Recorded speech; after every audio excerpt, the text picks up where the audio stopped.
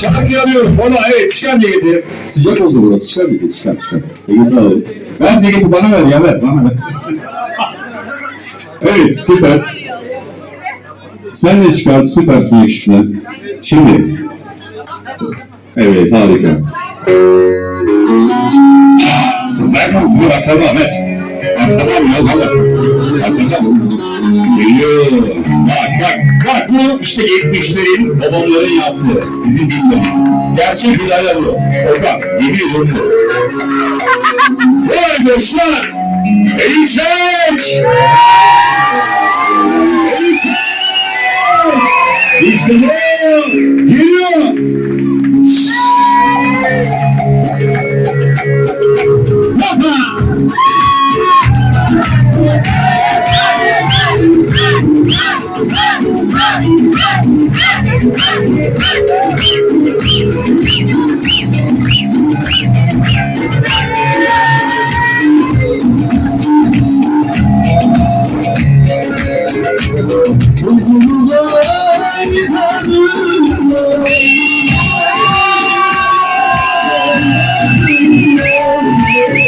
Evet, Gökhan Bey'in ceketi kalır.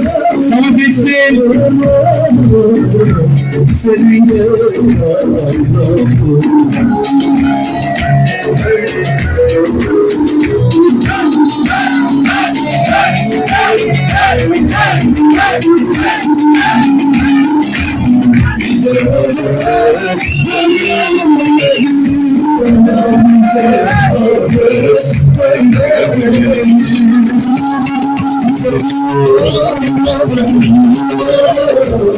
Aman çekimsin.